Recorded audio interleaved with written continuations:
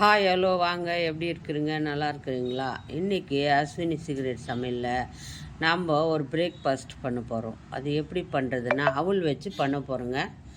பாருங்கள், அவல் வந்து நான் ஒரு 2 கப்பு அவல் எடுத்துக்க போகிறேன். ஃபஸ்ட்டு 1 கப்பு போட்டாச்சு.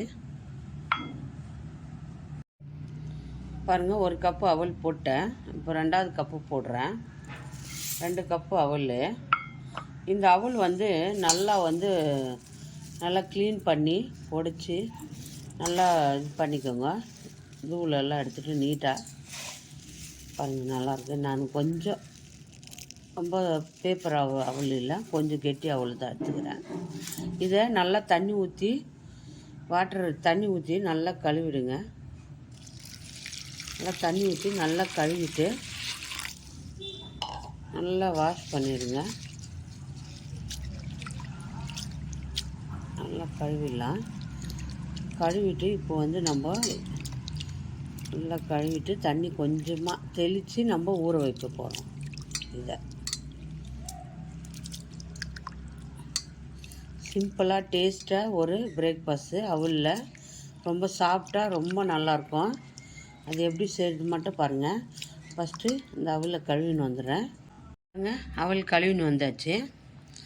அவல் கழுவிட்டு நல்லா ஊற வச்சுக்கோங்க. ஊற வச்சுன்னா தண்ணி ஊற்றாதுங்க. லைட்டாக இதில் நம்ம கழுவுனதுமே தண்ணி இருக்குது. வேணும்னா கொஞ்சம் தண்ணி வந்து தெளித்து இப்படி கொஞ்சம் தண்ணி தெளித்து மூடி வச்சிருங்க. 10 நிமிஷம் மூடி வச்சுருவோம்.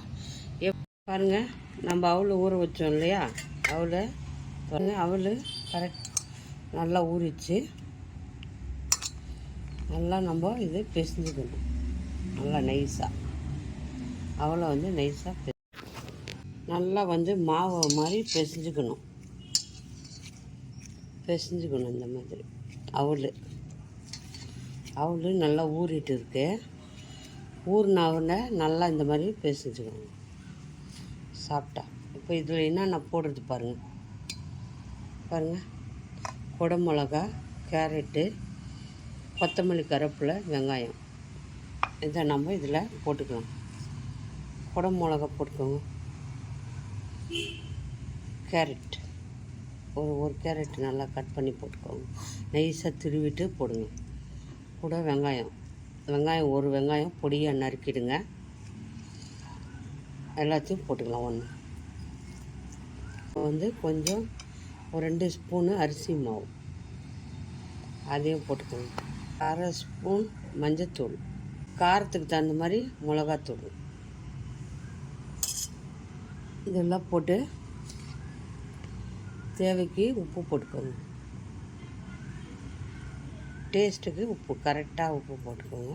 நான் 1/2 ஸ்பூன் போட்டேன், அவ்வளோதான். இதெல்லாம் ஒன்றா போட்டு நம்ம பிசைஞ்சுக்கணும். நல்லா பிசைஞ்சிட்டு காட்டுறேன் பாருங்கள். எல்லாம் பிசைஞ்சிட்டோம். அவல் அது இதெல்லாம் போட்டு கேரட்டு, குடமிளகெல்லாம் போட்டு உப்பு மிளகாத்தூளெல்லாம் போட்டு நம்ம இதை நல்லா பிசைஞ்சிட்டோம். இப்போ என்ன பண்ணணும், இது கொஞ்சம் கொஞ்சமாக எடுத்து கட்லாக் பண்ணுவோம் இல்லையா, சின்னதாக கட்லாக்கு, அந்த மாதிரி மாவை நல்லா பிசைஞ்சிடுங்க. பிசைஞ்சிட்டு இந்த மாதிரி இப்படி கட்லாக் மாதிரி பண்ணிக்கோங்க. இந்த மாதிரி இந்த சைஸில் நம்ம கட்லாக் மாதிரி தட்டிக்கலாம். கொஞ்சம் மோட்டாவாக தட்டிக்கோங்க, ரொம்ப மெலிசு வேண்டாம். பாருங்கள், இந்த மாதிரி கட்லாக் மாதிரி தட்டி எல்லாத்தையும் தட்டிட்டு காட்டுறேன். இந்த மாதிரி சைஸில் கட்லாக் மாதிரி நம்ம இதை பாருங்கள் எத்தனை வந்துக்குது. 2 கப்பு அவலுக்கு இவ்வளோ வந்திருக்கு. இதை நம்ம இப்போ ஆவியில் வேக வச்சுக்க போகிறோம். நல்லா இந்த மாதிரி தட்டி எடுத்துக்கோங்க. இப்போ நம்ம ஆவியில் வேக வச்சுக்கலாம். ஒரு கடாய் வச்சுக்கோங்க. கடாயில் கொஞ்சம் தண்ணி ஊற்றிக்கோங்க. பாருங்கள், தண்ணி வந்து கொதி வருது. இந்த மாதிரி ஒரு தட்டு வச்சுக்கோங்க. தட்டு எடுத்து வச்சுட்டு கடாய் தண்ணி சூடானதும் நம்ம இதில் இது வச்சுக்கிறோம். அடிக்கிட்டு கீழே தண்ணி வச்சுட்டுக்கிறோம். அது மேலே நம்ம ஒரு மூடி போட்டு இந்த மாதிரி கூட மூடி போட்டுக்கலாம். இந்த மாதிரி மூடி போட்டு வேக வச்சுருங்க. ஒரு 10 நிமிஷம் அது வெந்துட்டோம். சிம்மில் வச்சு வேக வை. 10 நிமிஷம் ஆயிடுச்சு. இப்போ எடுத்துடலாம். பாருங்கள், நல்லா வெந்துடுச்சு. சூப்பராக வெந்து வாசனை வந்துடுச்சு. நல்லா வெந்துடுச்சு பாருங்கள். இதை நம்ம ஆஃப் பண்ணிக்கலாம். பாருங்கள், 2 முட்டை எடுத்துக்கிறேன். ஒரு பாத்திரம் எடுத்துக்கோங்க. 2 முட்டை அதை நம்ம இதில் உடச்சி ஊற்றிக்கணும். 2 முட்டையை இதில் உடச்சி ஊற்றிக்கணும். கொஞ்சம் சால்ட்டு போட்டுக்கோங்க. முட்டையும் நல்லா மிக்ஸ் பண்ணுங்கள். நம்ம இதில் போட்டு நம்ம தவாவில் போட போகிறோம். அதை ரொம்ப டேஸ்ட்டாக இருக்கும் பாருங்கள். சிம்பிளாக நல்லா டேஸ்ட்டாக குழந்தைங்களுக்கு ஒரே பிரேக்ஃபாஸ்ட் இட்லி தோசை சாப்பிட்றது பதில் இது இந்த வித்தியாசமாக ஒரு வாட்டி இந்த மாதிரி செஞ்சு கொடுங்க. அவள் ஹெல்த்தியானது, உடம்புக்கு ஆரோக்கியமானது. அதை நீங்கள் எல்லாம் செஞ்சு கொடுக்கலாம். 2 கப்பு அவல் போட்டிங்கன்னா போதும். 3 பேர் சாப்பிட்லாம். பிரேக்ஃபாஸ்ட்டு ரொம்ப டேஸ்ட்டாக இருக்கும். நல்லா இது பீட் பண்ணிக்கோங்க. நல்லா அடிச்சுக்கோங்க உப்பும் முட்டையும்.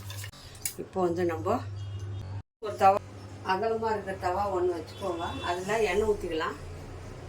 பாருங்கள், கடாயில் எண்ணெய் ஊற்றிக்கணும். கொஞ்சமாக எண்ணெய் ஊற்றிக்கோங்க. எண்ணெய் சூடாகட்டும். நல்லா சூடாகணும். நம்ம அந்த கட்லாக்கு இதில் போட்டு எண்ணெய் சூடாயிடுச்சு. இப்போ நம்ம இதை போட்டு பாருங்கள், இதில் போட்டுடுங்க. போட்டுட்டு நல்லா 2 பக்கம் திருப்பிடுங்க.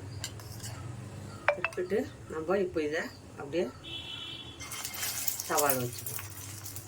எல்லாமே அதே மாதிரி பண்ணுங்க. முட்டையில் இது பண்ணு. சரி, ஒரு 4 நாளாக போட்டு நீங்கள் இதை கொஞ்சம் மீடியமாக வச்சுக்கோங்க. ஜாஸ்தி அடியில் வைக்காதுங்க. செம்ம டேஸ்ட்டாக இருக்குங்க. குழந்தைங்க ரொம்ப விரும்பி சாப்பிடுவாங்க.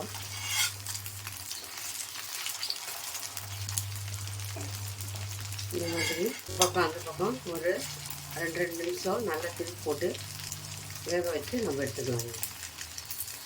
ரொம்ப டேஸ்ட்டாக இருக்கும். இது பிரேக்ஃபாஸ்ட்டு எல்லாம் விரும்பி சாப்பிடுவாங்க குழந்தைங்க எல்லாம். இது மாதிரி வித்தியாசமான பிரேக்ஃபாஸ்ட் ஒரு நாளைக்கு செஞ்சு கொடுங்க குழந்தைங்க. போட்டு பாருங்கள், இப்போது திருப்பி போட்டு நம்ம எடுத்துக்கலாங்க. பாருங்கள், 2 பக்கமும் நல்லா சூப்பராக ஆயிடுச்சு. பிரேக்ஃபாஸ்ட்டு பாருங்கள் எவ்வளோ டேஸ்ட்டாக இருக்கும் தெரியுங்களா. மேலே மொறுன்னு எக்கு போட்டு நல்லாயிருக்கும். ஒரு பிளேட்டில் எடுத்து வச்சுக்கலாம். எண்ணெய் கூட குடிக்காதுங்க. பாருங்கள், எண்ணெய் கூட இருக்காது. பாருங்கள், சூப்பராக வந்துக்குது. எல்லாத்தையும் போட்டுட்டு பாருங்கள், எல்லாம் செஞ்சாச்சு, எல்லாம் பண்ணியாச்சு. பாருங்கள், சூப்பராக வந்திருக்கு. பாருங்கள் எவ்வளோ சூப்பராக இருக்குது. பாருங்கள், நல்லா வெந்திருக்கு. மேலே முட்டை போட்டது ரொம்ப டேஸ்ட்டாக வந்திருக்கு. எப்படி வந்துருக்குது பார்க்கலாமா? உள்ளே நல்லா மசாலா வெந்திருக்கு. பாருங்கள், வேக வச்சு நம்ம இது பண்ணியிருக்கிறோம். ரொம்ப டேஸ்ட்டாக வந்திருக்கு. பிரேக்ஃபாஸ்ட்டு இது ரொம்ப நல்லா டேஸ்ட்டாக இருக்கும். இந்த பிரேக்ஃபாஸ்ட் இந்த மாதிரி மெத்தடில் செய்யுங்க. ரொம்ப டேஸ்ட்டாக வரும். குழந்தைங்க விரும்பி சாப்பிடுவாங்க. இந்த பிரேக்ஃபாஸ்ட் யார் யாருக்கு பிடிக்குமோ லைக் பண்ணுங்கள், ஷேர் பண்ணுங்கள், கமெண்ட் பண்ணுங்கள். மறக்காத அஸ்வினி சீக்ரெட்டை சர்ப்ரைஸ் பண்ணுங்கள். நம்ம இன்னொரு